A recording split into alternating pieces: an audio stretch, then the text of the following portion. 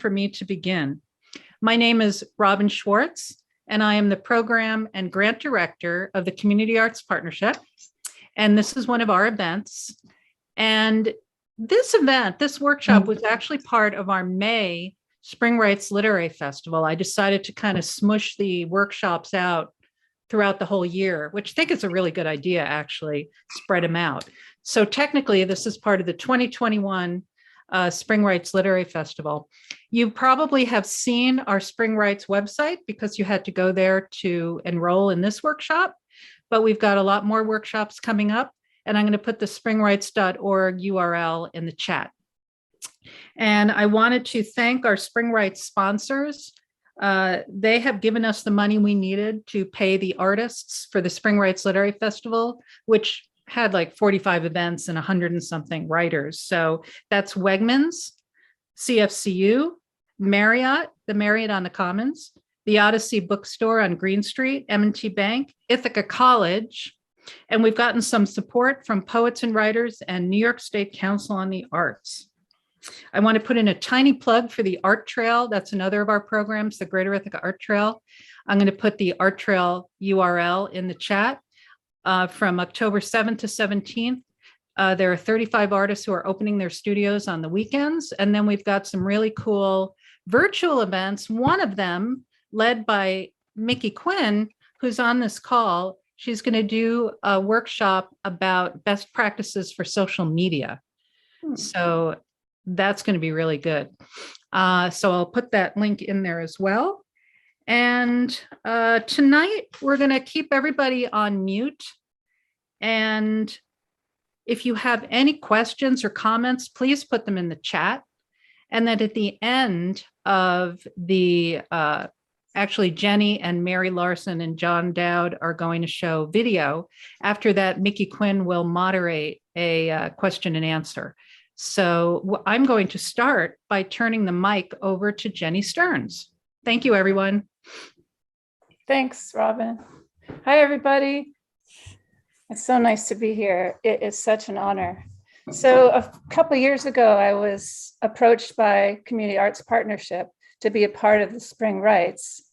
And I was really honored because I feel like songwriters sometimes aren't really appreciated in the writing world. And so this is a great opportunity to put something together. So I didn't want to just do a songwriters circle.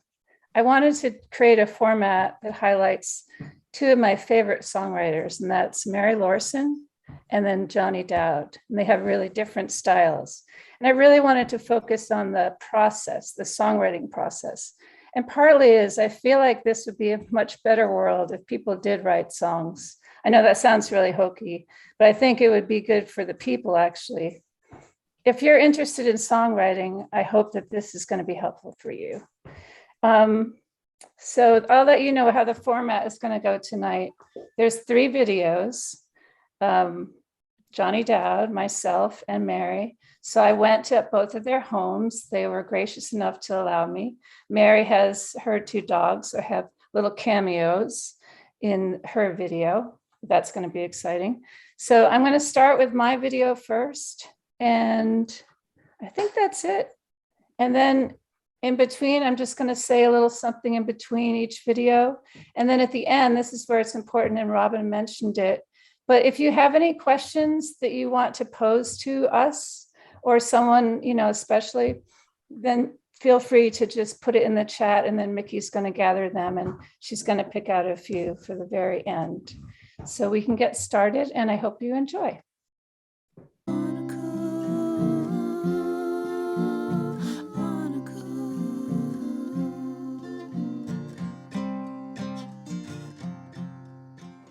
My songwriting process, which I'll share with you, is to try to write a song in an hour or an hour and a half. And that helps me. It gives me parameters. It kind of helps me to be focused, not too distracted about other things that can be happening. So I'm going to just start playing. So I break it down into 3 parts. The first part is the music part. Setting it down the bed, making the bed, and singing on top of it a little bit, just creating a melody, seeing what's happening. Okay, so start with that. I have no idea what I'm about to play. Choose a capo spot. Here we go.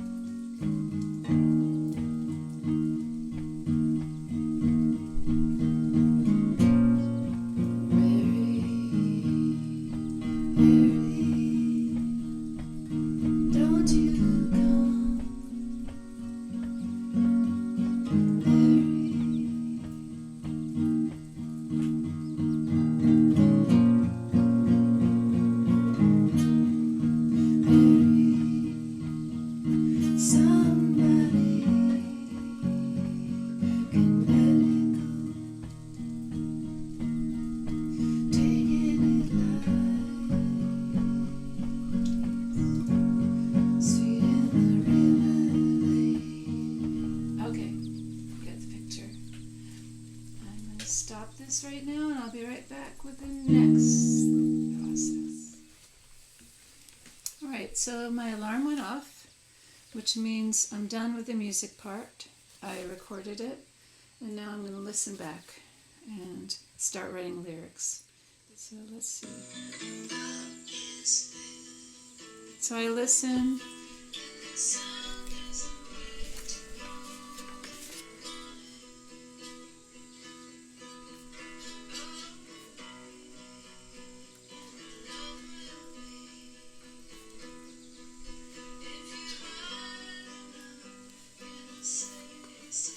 So I like to pull from the recording just then. I know I didn't say these words, but it says said and done, said and done. And that might get in there. Also, I heard just now, the sun has a way of knowing you forgot. I don't know, I kind of like that. Yeah. So I'm going to set the alarm now.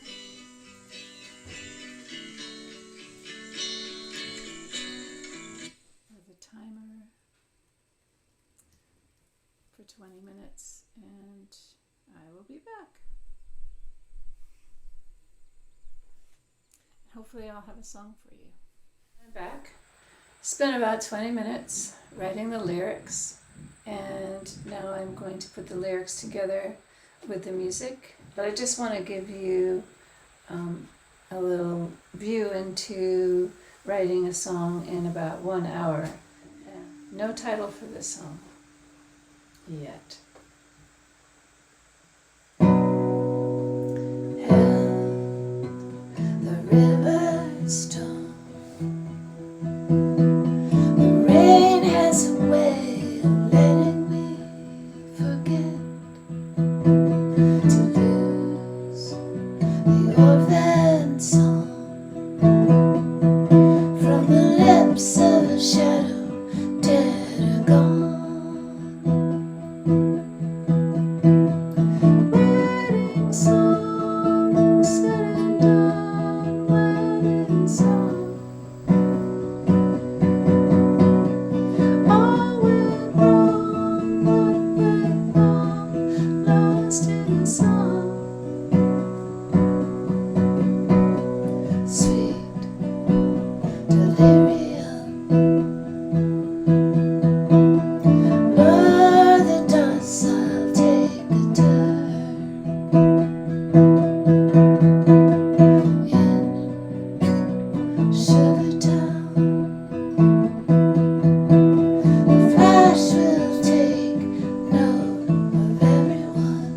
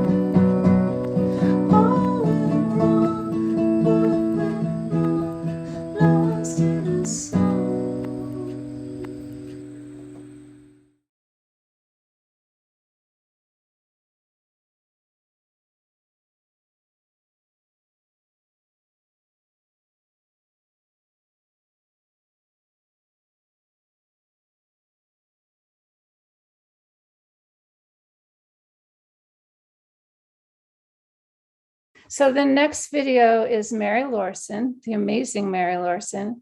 Mary and I have known each other for many years. We've both been in each other's bands. We both admire the hell out of each other's songwriting. I'm not assuming that. Mary has told me that she loves my songwriting and I love hers as well. So she let me go to her house, and you'll get to see the inside of her beautiful house. And I just love this video, so I hope you enjoy it. All right, thanks.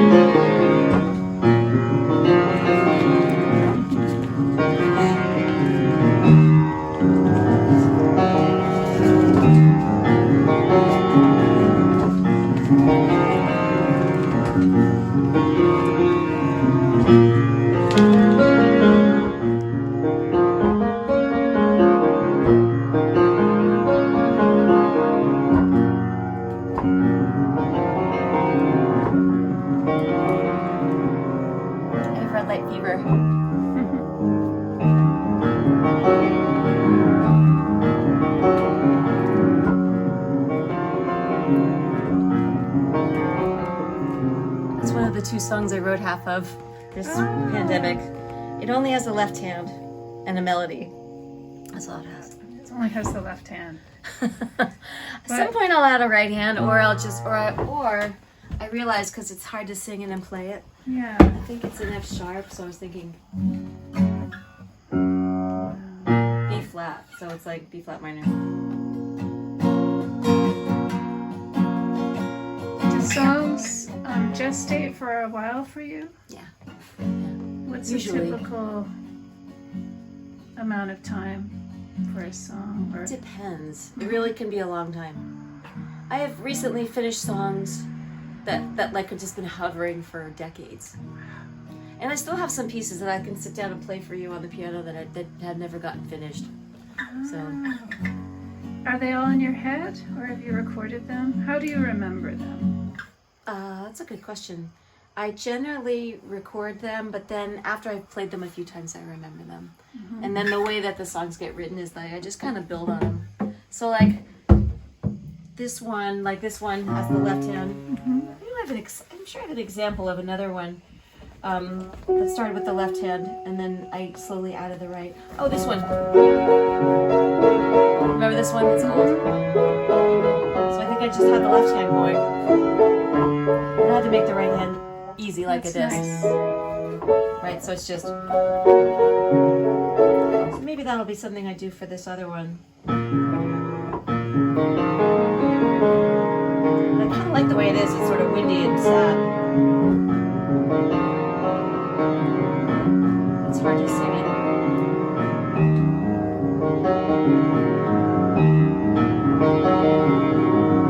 Do you have a melody in your head while you're playing that?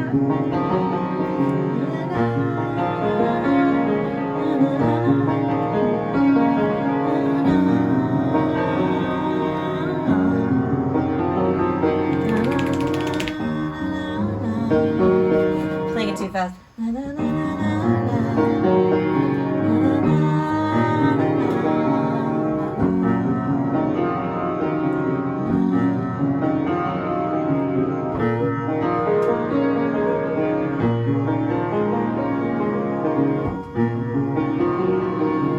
Something like that. Something along those lines. When do the lyrics show their head? Usually a line will sort of start to come to me after I get really comfortable with the thing, which I'm not with this yet. But once I get kind of going, then a line or two will come up, and I'll figure out if I like it or not. And if I do, then I'll kind of latch onto that. Like this other one, I'll show you later. The one that's more finished than this. That's the other pandemic song.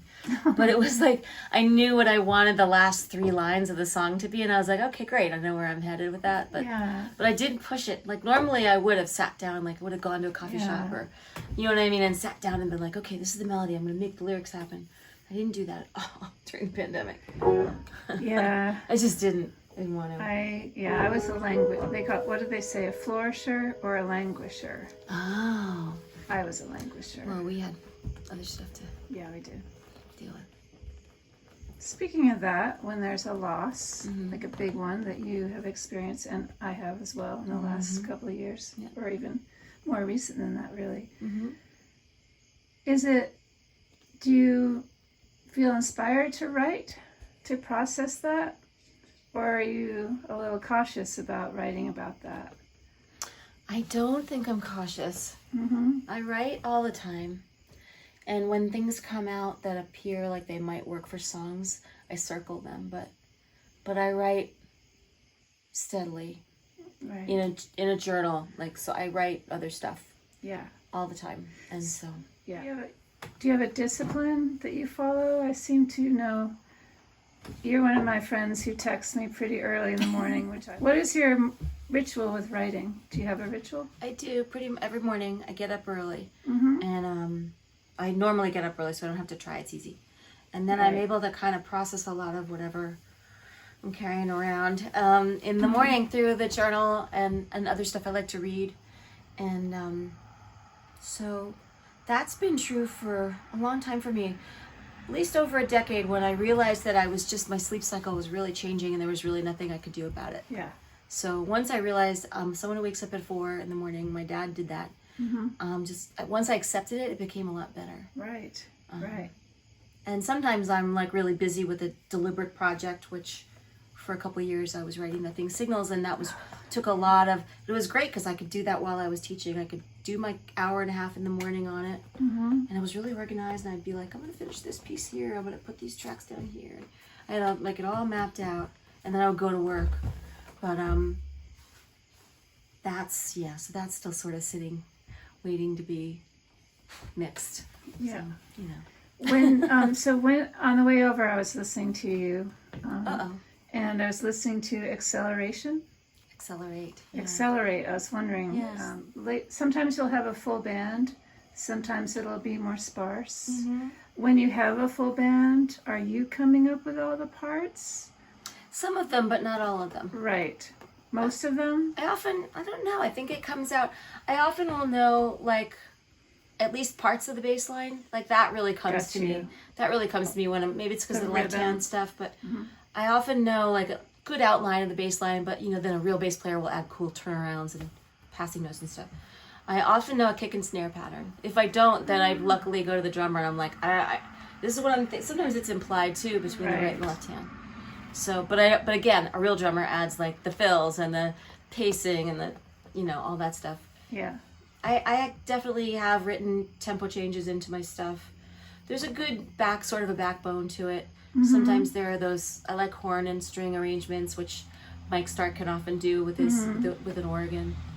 Or sometimes we have a horn player. I often have a lot of arrangement ideas, but I can't say that I always have all of them. And you know, what's awesome about the great people that we've been playing with all these years is that they're amazing listeners, and they really know how to kind of go, how about this? And if you say, I like that part, but not that part, they'll hear you. They're amazing. Yeah. Did it take you have such a unique style of singing. Do I? Yes, you do. Is there anyone who's inspired you? Did it take a while to get to the style that you have?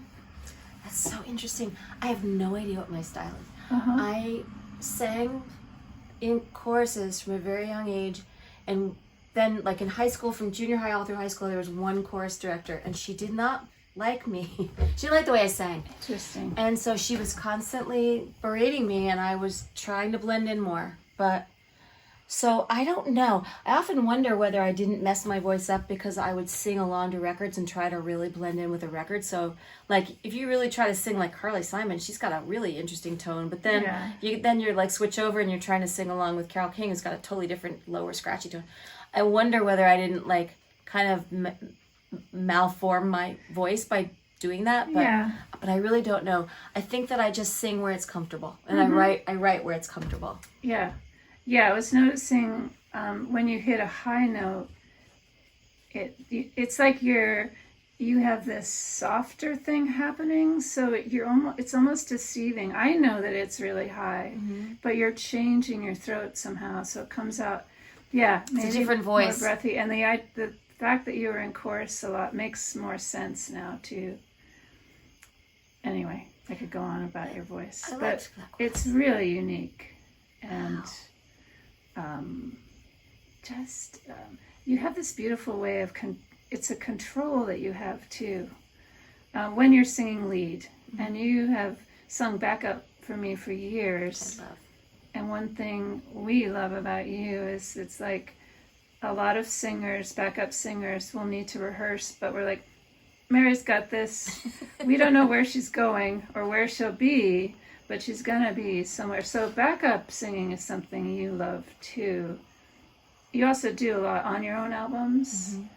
Very much. I love that. I love harmonizing. Me too. Yeah, let's do more of it. This is about you, not me. Let's do more of it. Let's sing more. Do you have a song that you want to share with us? Okay, so this is the one. Doesn't really have a name. But it has like an outline. So these are scratch lyrics except the end. So I'll sing these scratch lyrics, but nobody better hold me to them. Take me with you the next time you go with them. I don't wanna be here alone with your friends.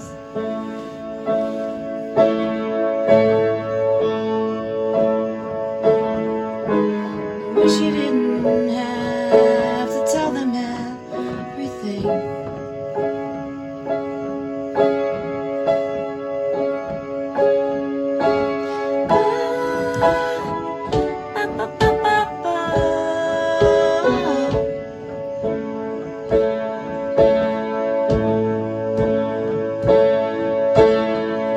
What's a kid to do?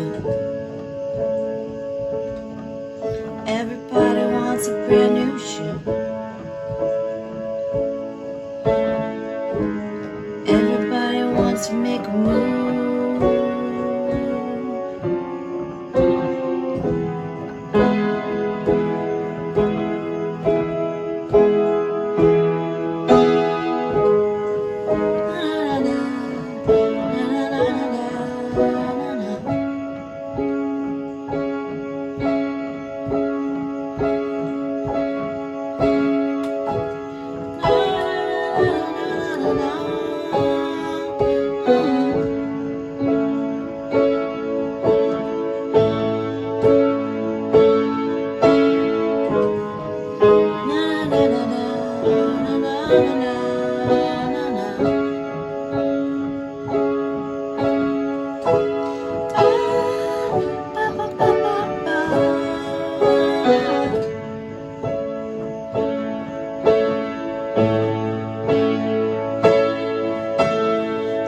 What's a girl to do? Everybody wants a brand new shoe. And everybody wants to make a move.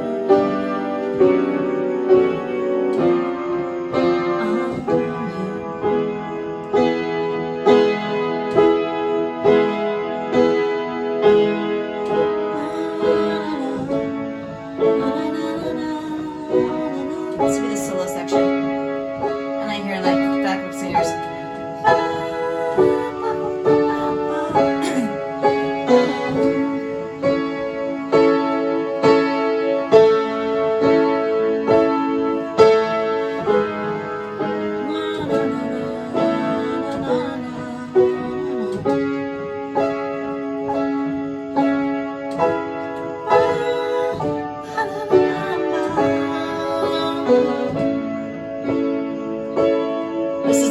I've been working up to the whole time. What would Joni do? I was gonna save the school. I was gonna make a movie too.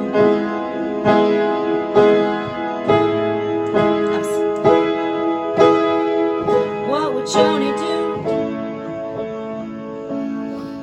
I was gonna save the school. And I was gonna make a movie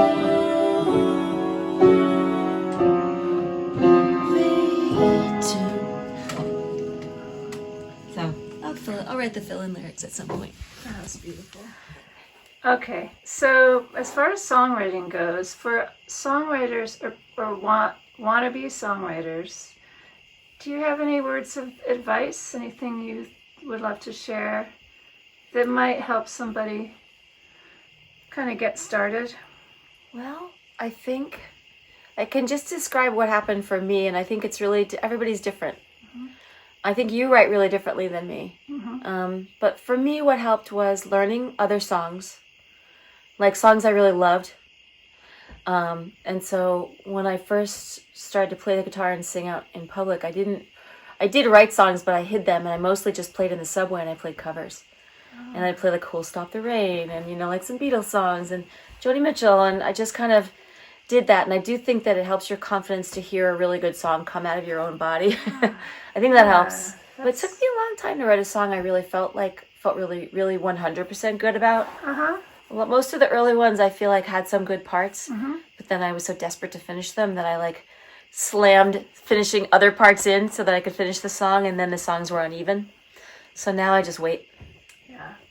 You need all the songs, right, to get to those songs. You do. It's true. It's true. Means something. Yeah.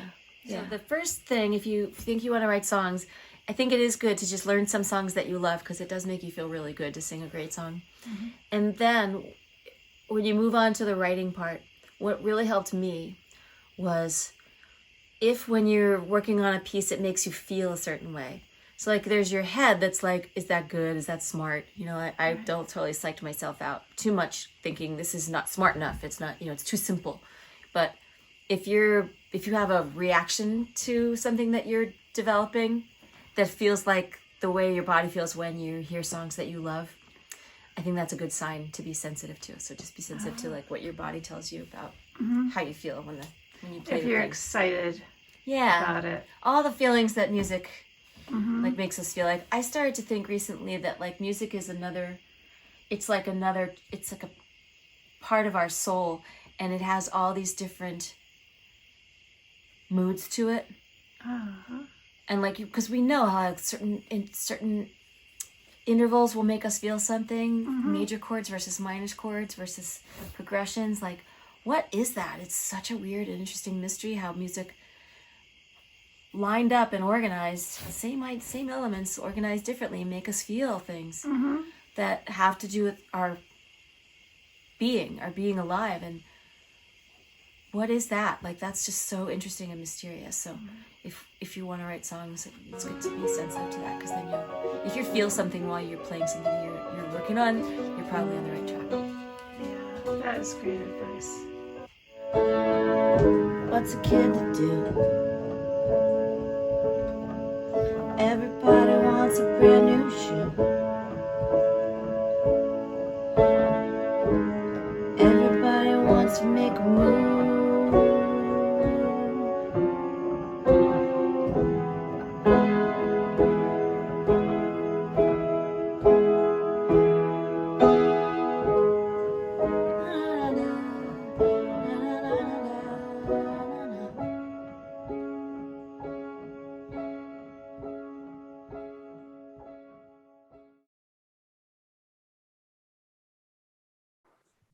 The amazing Mary Lorson. Jennie, you did a great job with that. Mary, you're amazing. If you aren't familiar with Mary's music, you need to Google that name, Mary Brett Lorson, Mary Lorson, Matter Rose, Saint Lo. I forget the names of your other bands right now. You've had a few. So the next artist is Johnny Dowd. I live about 20 minutes away, and he invited me to his studio called The Shop in Wilseyville, New York. And and so also keep in mind, if you have any questions for any of us, maybe while you're watching the video and you're inspired, we'd love to get at least a few questions for the end, which is, we will have a Q&A. Okay, I'm going to stop rambling. And ladies and gentlemen, drum roll, Johnny Dowd.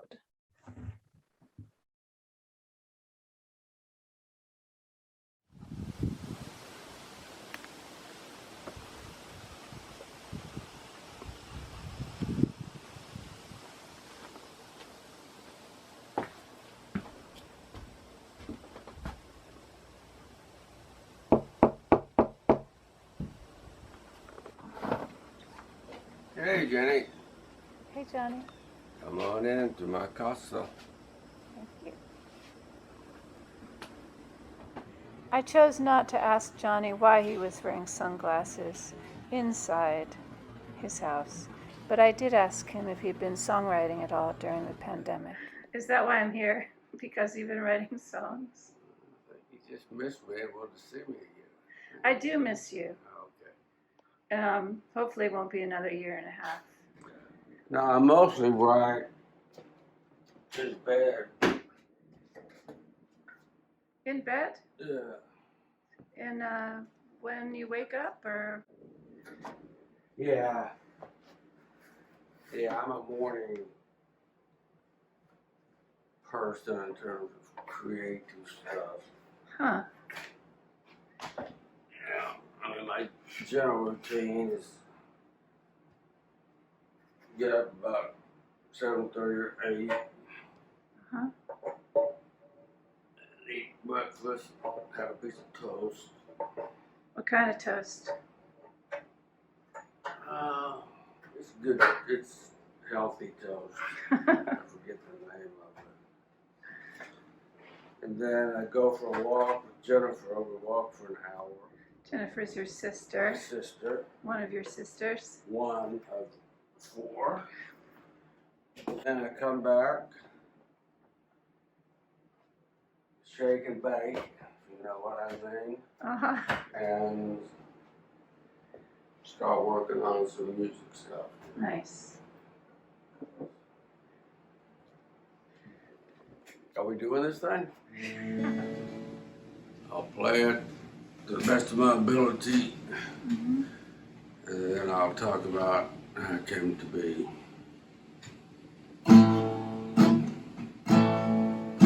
I was born in the country, amongst the wolves and the deer. Daddy was a farmer, my brother was queer. The land was unforgiving, Mom and Dad were sad. It was hard for me, but for my brother it was really bad. His name was Jim, I called him Jimmy. He had a head full of ideas and a heart full of gimme. He was different than all the others. I really loved my baby brother. Mama planted peaches, Daddy planted corn. I've been picking cotton since before I was born. We worked side by side from dusk to dawn. Jimmy knew the words of all the popular songs. He looked at me and I'd look away. I didn't want to hear what Jimmy was trying to say. He was different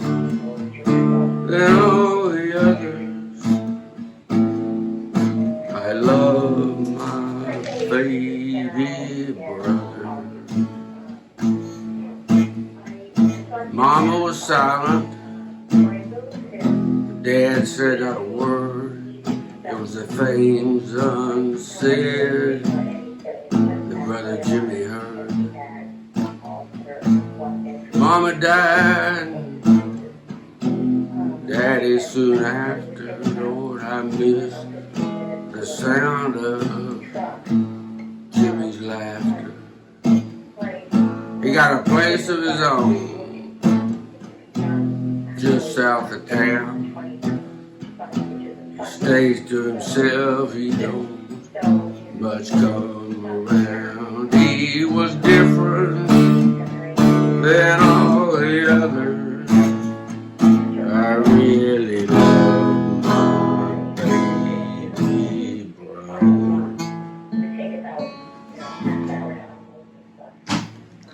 Thank you. That was beautiful.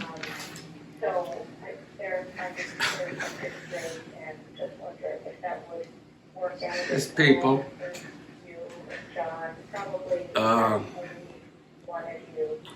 First of all, I want to say anybody can write a song, and anybody can write a good song, but it's really hard to write a great song. And part of the problem is that when you write a good song or a song, it won't live up to the song that you have heard, like Stardust or Angel from Montgomery or whatever. Mm-hmm. So you look at your song, you'll see all the things in it that aren't like that, and you'll focus on that. What I'm saying is focus on all the stuff in your song that aren't like what you want it to be. Like mistakes or stuff. What's unique to that song in you, and then develop from there. Mm-hmm. You know, shut off your inner critic and your inner musicologist. So that's my general theory on this song, and the way I normally write songs most of the time is I'll just get a couple of lines in my head that seem like they will lead somewhere else. You know, if you see a good, like a novel, best of times, worst of times, mm-hmm. Well then you just follow that thread. So if you got 2 lines, then maybe that are like that, or 4 lines maybe. So I had these 2 lines to start out with. I was born in the country, amongst the wolves and the deer. Daddy was a farmer. He found me queer. So I had that, but I couldn't really get any further. I couldn't figure out why, because I liked those lines. But then I realized it was point of view. It's got to be a point of view that you can follow through on. Like, I've always been a really normal person, very average person. So I was never queer in either of them. Queer as in being gay or queer as being quirky. So I couldn't follow through on that. Oh, you know, but you do know people like that, so then I could go. I was born in the country amongst the wolves and the deer. Daddy was a farmer and my brother was queer. So after that, then the song can just unfold because it's from my point of view, you know, my relationship with my brother and our relationship with our parents. You can just get those first 2 lines, and then the thing will just unfold itself, you know, and maybe it'll unfold itself in unique ways. Mm-hmm. I mean, this song is just fairly straightforward narrative. So that's about all I know songwriting wise. That's it. Ain't that hard. Just one little groove that you can play with one little chord. You know, learn a D chord. I really liked what you said about everybody can sing, everybody can write a song. Well, I didn't say everybody can sing. Didn't you not say that? No. All right, that's what No, everybody cannot sing. That's All right. but you don't have to be able to sing to write a song. Oh, everybody can write a song? Yeah, I mean, because it's so, it seems daunting at first, I think, to people, or to some people maybe, but you can play something on guitar so easily. I could teach somebody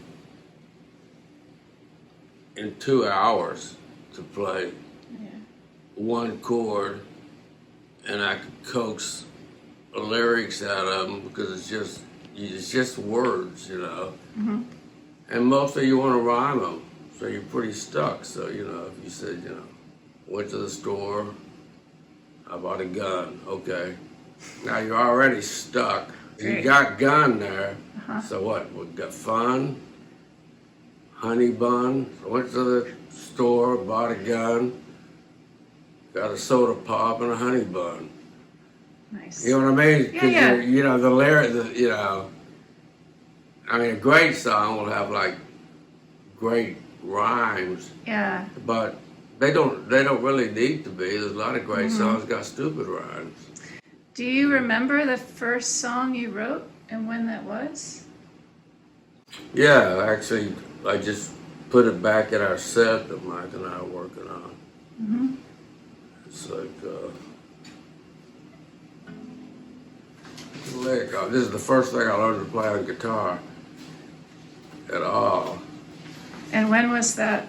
Were you I don't know, like 40 or something. 40? Yeah. Yeah, that's a ridiculous age. The only really interesting thing about me is that I started so late. I mean, not interesting, but unique. Unique to never, you know. But the song was.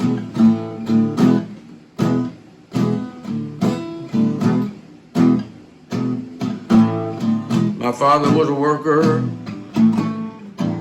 a union man, you know. They nailed him to the cross, and gambled for his clothes. So I had that, you know, 'cause I was really deeply into the blues, and that's like standard, you know, I'm a man. It's basically I'm a man. And then, for me at that time, like I didn't feel like I could really carry off the I'm a man lyric, you know. Well, I'm a man, way past 21. You know, just like, I didn't feel manly to the extent like Muddy Waters was manly. So then I just, well, fuck it, I just put my own lyrics on it. So that was your That was way the first in. song I wrote, you know. Um, And it really hasn't got, you know, if I played a set, this would probably be everybody's favorite song from the set. Wow, that's interesting. There hasn't been. I'm not a better songwriter now than I was pretty much right from the beginning, which was really surprising to me because I always believed in, you know, I always sort of believed in progress, you know. Yeah. You do something more and more. Play guitar, I thought it would become, you know, I don't play guitar any better than I did like 20 years ago. It's like, it's really funny. Well, I think a lot of things change too with once you, like for me, I didn't set out to be a performer, to sing in front of people. Really? No, that's not what I set out for. Did you set out for that when you sang that? Totally. Yeah. Does it change it for you, having an audience and thinking how the audience might react? Oh yeah, it's just not any. It's not a song to me until it's performed, you know. And it's just fun. Even if it doesn't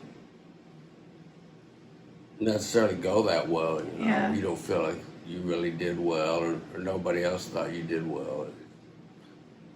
Even within that, it's fun. That's a good thing for, you know. Yeah. That's a good thing musicians that have that a lot of jobs don't have, you know. That's right. And when I got into it,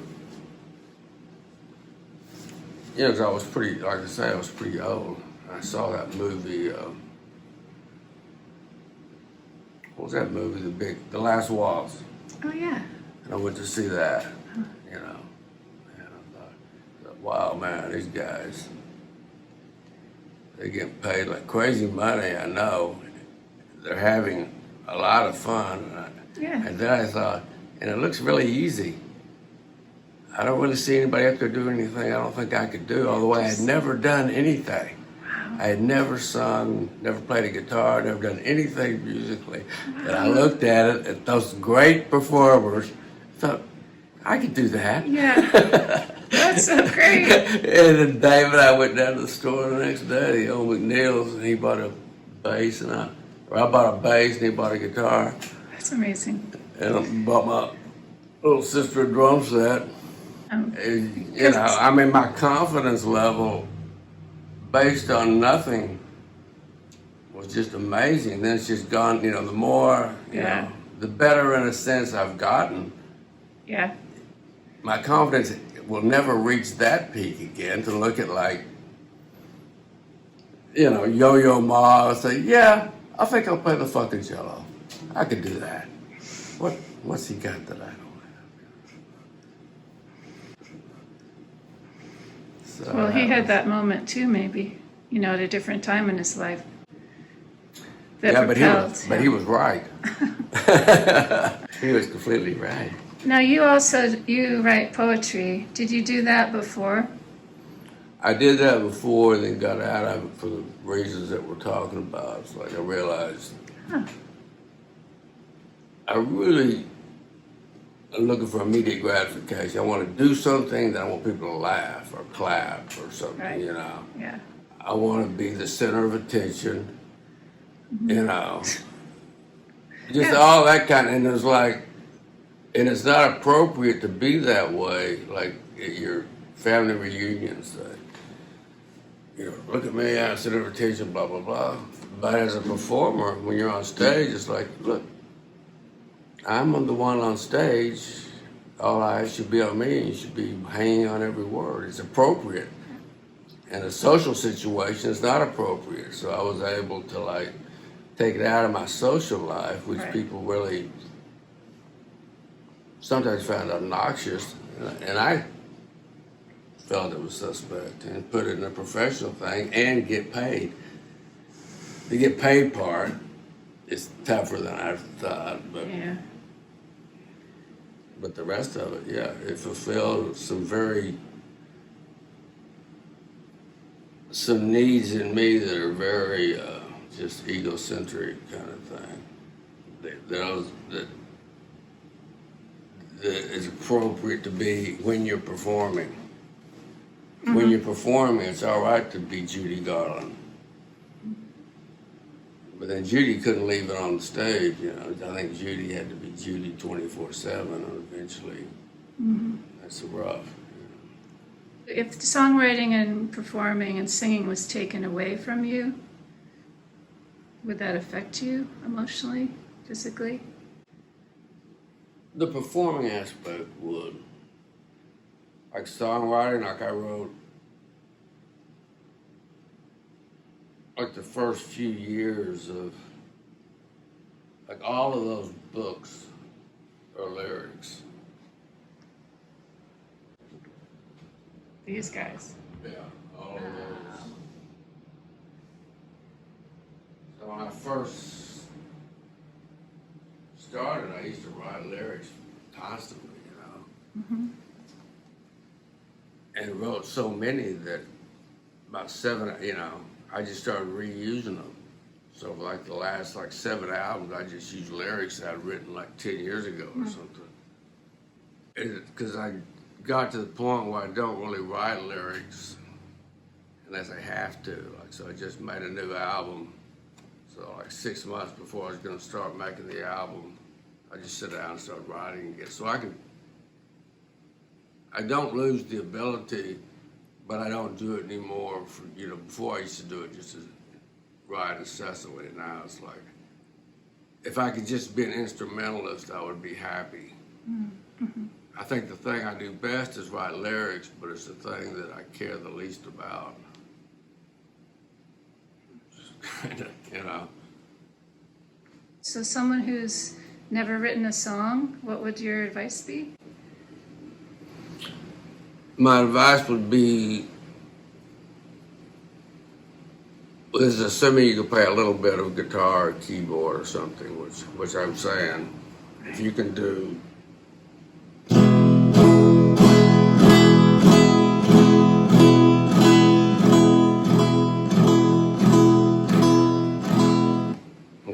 you can get that much going on a guitar, and then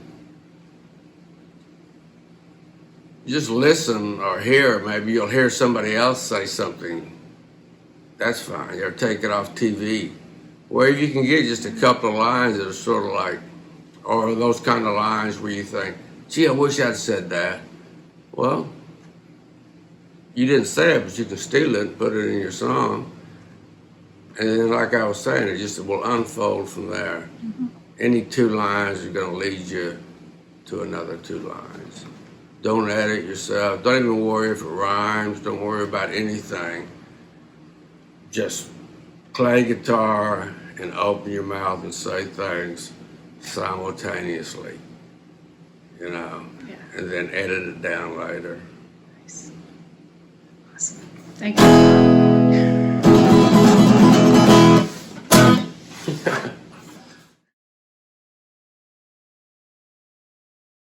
Well, I didn't say everybody can sing.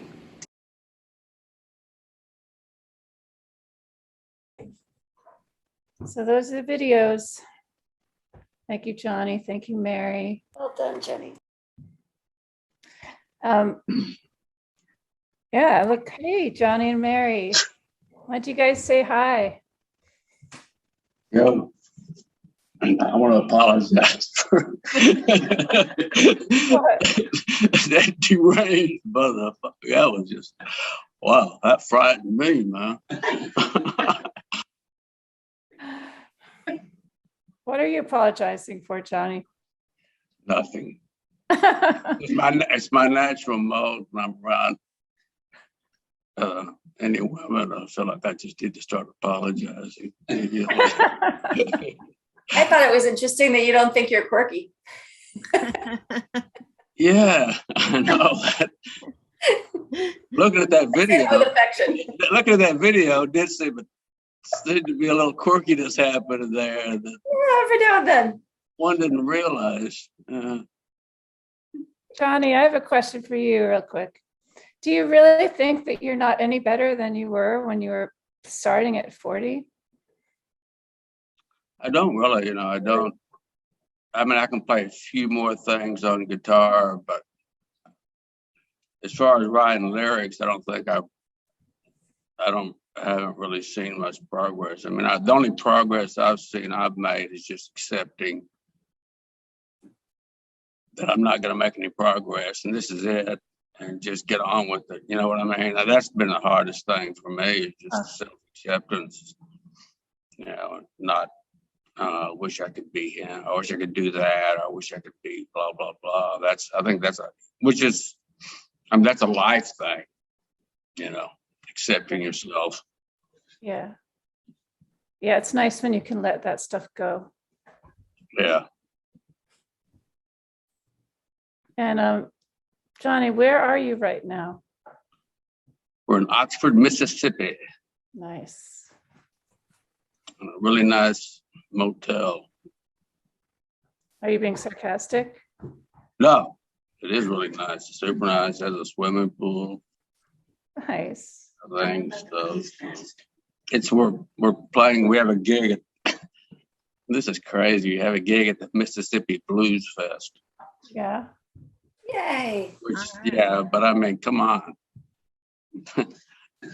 It's just wrong. That's just wrong on so many levels. But Mm-hmm. we're into it. That'll be We'll have fun. fun. Be a challenge. Yeah. Yeah.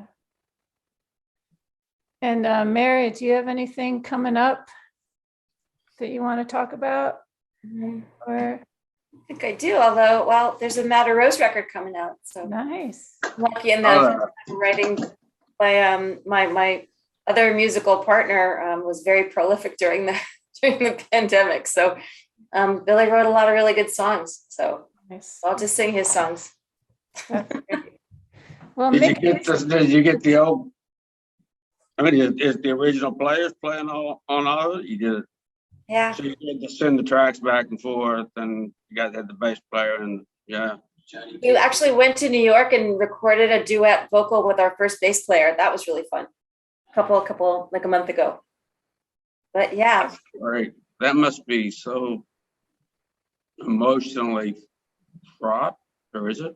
I wish I had actually made a little video like you did, because I had not seen him in over 25 maybe years. I don't know. And it's just, like when you see an old friend, and boy, we were so like, at the end of the visit, we were like, I didn't realize how much I missed you. It was a lovely visit. It was really nice.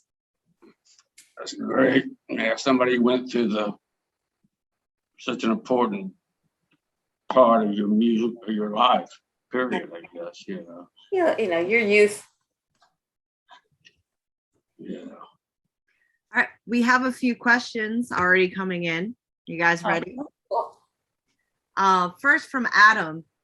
He says, I loved when Johnny said, get a few lines together and see where they unfold.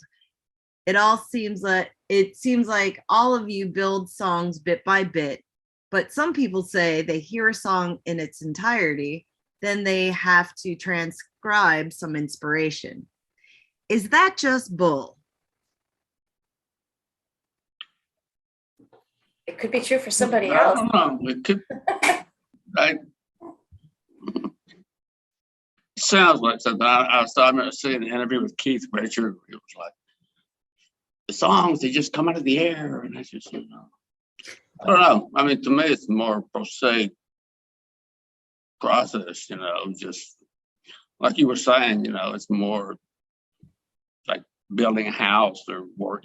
Cleaning your house or so. And that's really what makes it spiritual to me, is that it's such a prosaic process that, and then at the end of it, there's this thing, like you made a vase or something, Mhm. But yeah, I guess it could happen. Right? Some people can have that gift. Okay, another question from Robin. Robin says, Jenny asked Johnny this, but for Mary and Jenny, how often do you hear the outer critic in your head? That is, what will your audience think of this?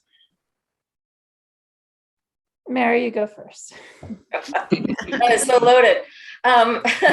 Well, I would say that when I'm alone, I don't hear the outer critic, but the second another person is in the room, I start thinking this is stupid, or that's not a good transition, or whatever. Unless now and then, if I've really worked on something and I really like it, then I'm just like, okay, if other people don't like it, that's fine. I am maturing somewhat. Yeah. Glacial pace. About that. How about you, Jenny? I probably should maybe listen to the outer critic, but I generally do not. I remember making a record with someone, and the producer said to me, well, it was an album that we were experimenting with some different sounds for me.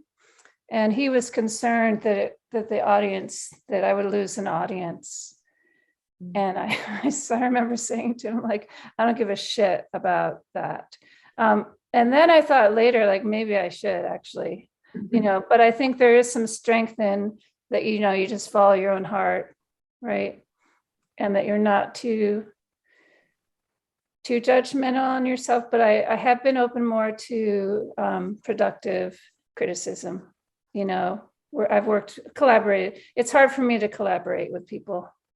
Probably for that reason, where I don't listen to the outer critic. So, yeah. All right, thank you. Sarah says, Jenny and Mary, you both seem to start with the music or chord progression and then find the lyrics. I'm wondering if the process changes for you, if you have a particular thing you want to say or a story to tell. How about we start with Mary, who is our Yeah, Mary. storyteller. Oh, they kind of both crop up kind of in like separate gardens that just kind of mushroom up, and then they don't come together. Not very articulate. So they grow separately. The ideas that are lyrical and like, conceptual, and then the music ideas, they come up separately. And then what's really fun is that every now and then I'm like, wait a minute, if I put that with that, I like it. So it's really, I put a lot of labor into it, but a lot of the stuff that works is just like random. So I don't know if that's a good answer or not, but it's not very meditated. It just kind of comes together. Yeah, I think my songs are pretty visceral. So if something happens in my life where I know I am probably going to write a song about it, that might be as close to a story that I want to tell as I get. All right, thank you. Jacqueline says, Johnny, exciting that you are back in our brief stomping ground. We've got great pictures from our sojourn in Oxford and the visit from you and Kat. And so interesting, the vase. I've always thought of writing that way. At first, you have no idea what you're doing, and then little by little, you make something like a piece of pottery. Yeah. So yeah. Yeah, that was well said, Johnny. That me talking to myself? Was that somebody? Oh, that was my sister. Was that my sister? No, Jacqueline Hall said that to you. That's my sister. Oh, that's your sister. Okay. Oh, of course, there's a J name. Yeah, yeah. Everyone here with a J name is probably related. Yeah, that was a pretty intimate detail for like a stranger. Like, I don't know. All right, well, we'll keep going for you, Johnny. Zach, who has a Z, so I'm guessing not related directly. not related. Says, hey, Johnny, Pictures from Life's Other Side is a masterpiece. Would you share the inspiration and songwriting process that went into the creation of that album?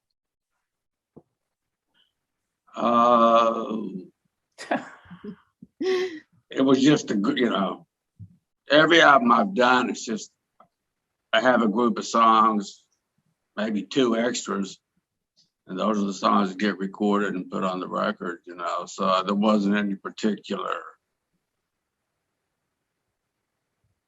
inspiration behind it, It was just filling up the vase. Yeah, well, I was kind of on a cycle, like in the recording thing. This is back in the day when you had records, contracts, and labels, and you made a record and then you did a thing, I don't have that now. I could. But then, it's time to make a record. You had 6 months to do it, and they give it to the record company. So whatever songs were there, I'd record those. And you couldn't afford to record much more because you were paying the musicians. So you didn't want to record 20 songs if you weren't going to use them, because that's just money down the drain kind of a thing. So right. It's not a very inspiring answer, but it's a practical answer, though. And it is a masterpiece. I agree. 100%. Nice. So John, Matt Morano, actually, come to think of it, Matt was actually produced that record. So Matt really had a big impact on that record. Like the song Worried Mind is pretty much all Matt. He arranged it. He showed Brian the drum beat, came up with all the other parts. He just kind of did the whole thing, except do the singing and, yeah, Matt's quite the genius himself. Yeah. All right. So a question from John Trinder says, does playing to an audience put you into a more Does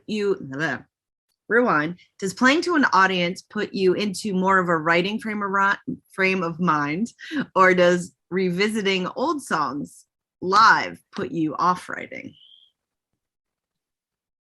Huh. So playing live, does that excite you to write? Or when you play old songs, does that put you off writing because you're steeped in your genius? Yeah, I think for me, if you do a fun gig and you feel like you did well and you feel like the audience liked it, I find that really inspiring. And then that would make you want to write a song, I think, just the fun, songwriting is great, but I wouldn't exactly call it fun, like a gig can be fun, seeing your friends and, the social thing. So I would think that was inspiring.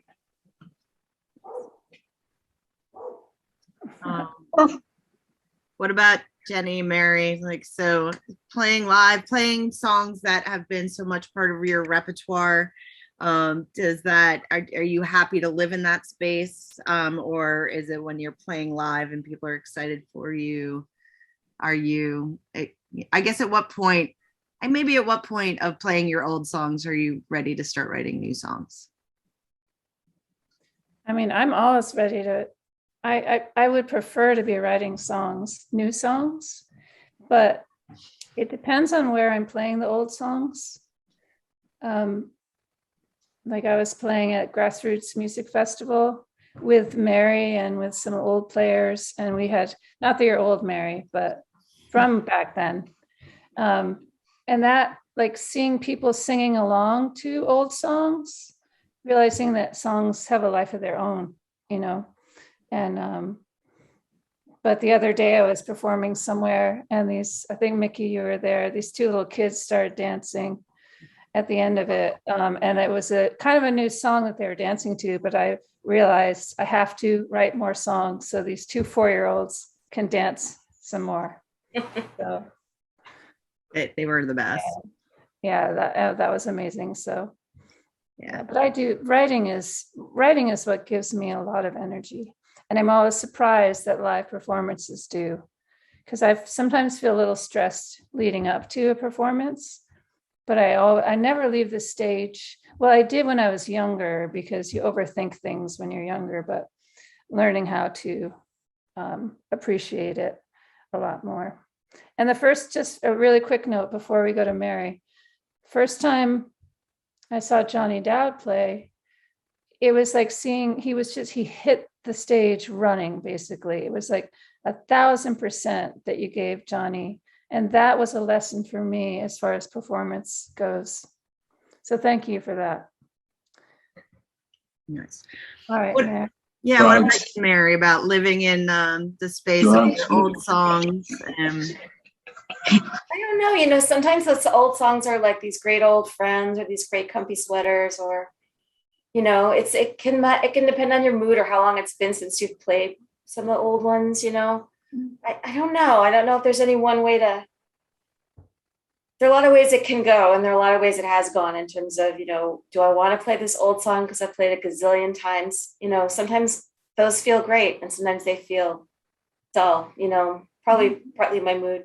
I want to say, though, that when we sang it at the Grassroots Festival, singing some of Jennie's songs, which I sang with her 25 years ago, was like the coolest feeling. I mean, like physically, I remember just going like, these songs are coming through us after all this time, and I still love them. They're still there. And it was so interesting and really beautiful and fun. Yeah, as someone who loves all of your music, I love hearing those things at the same time as seeing what you're doing now, and I think probably most fans can probably say that on the listening end. Mm-hmm. Yeah. Okay, so we have Lou and JT had a jinx on you, buy me a Coke moment by submitting the same question at the same time.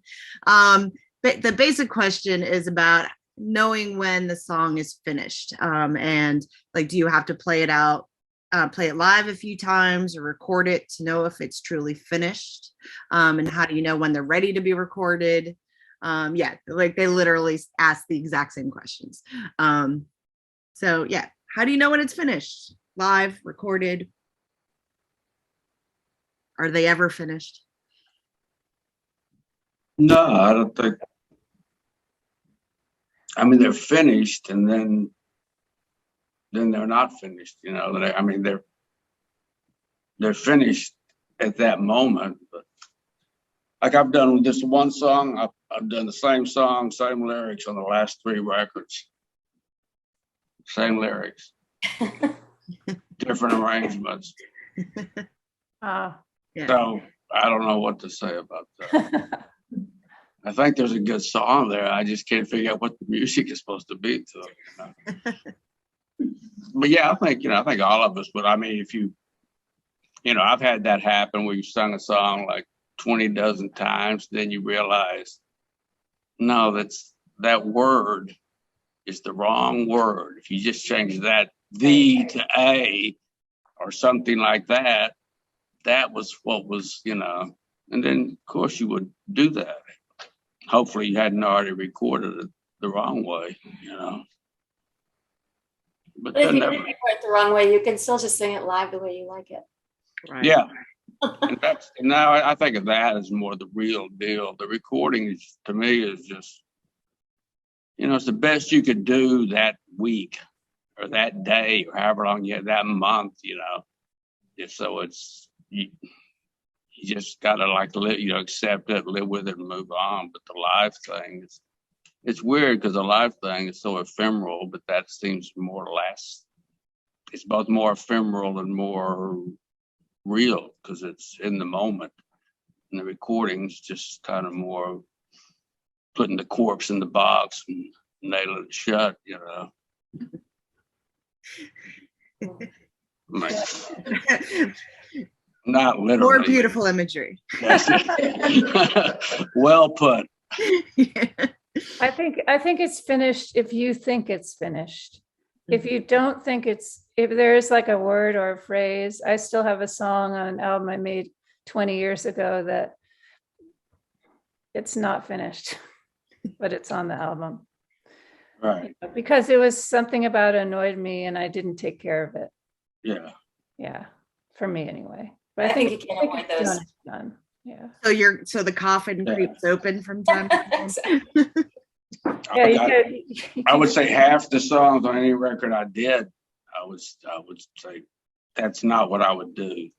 If I could go back on that lyrically or musically, I say maybe 10% of everything I recorded is like that. That wasn't quite it. You know, it doesn't bother me, but it's like you know, and that's a recording thing, especially when, you know, back when you're paying, you know, it's like you're so constrained by time and money. I mean, I'm not anymore because I don't pay anybody, but back in the day, you know, it's just that got to get it done. How can you possibly be that creative under those circumstances, you know, for me? Mm-hmm. Yeah, sometimes it's just done because you're tired of working on it. Yeah. You're ready to work on something else. Yeah. That's fine. I mean, that happens in the recording studio. I feel like I would just kill songs and I would just be like, oh man, I hate this. Mm-hmm. So 14th take of the thing, you know, just take all the life out of it, you know. That's when you're putting the nails on the coffin. Exactly. I am funeral director. What about you, Mary? How do you know when a song's done? Oh, I think all of the above. And sometimes it's just like, I'm ready to move on. Yeah. I'm happy enough, you know, or sometimes, yeah, every song is different, you know, in a way. But, Now, have you ever changed up a song from what was recorded to playing it live after? yeah. All right. Yeah, definitely. All right. We have another question from Sarah, and this one's for Johnny. Since you've written notebooks full of lyrics and are so damn good at it, have you ever given them to someone else to write the music, like Bernie Taupin, Elton John? And I haven't given them to Bernie. Well, actually, I offered them to Bernie, and Bernie's like that. Yo, dude. I don't need more lyrics. No, I would love to. I'd love to just. I mean, like I say, I like my lyrics. The music is what gives me the more trouble. The music and the singing. So I would love to. Here's a bunch of lyrics. Here's put your music to it, put your melody to it. I think somebody could do a great album of my songs. Somebody that was really a singer. I think it would just, people would be amazed to hear some of those songs that they've heard my version. If they heard it sung by somebody that was singing a melody to, it'd be really interesting. So yeah, I'd love to do that. Any volunteers? I don't think Bernie Taupin is going to be the one. I don't see that happening. I have a quick Johnny. When Johnny came, I was recording an album called Sing Desire, and at our friend Chad Crumb's studio.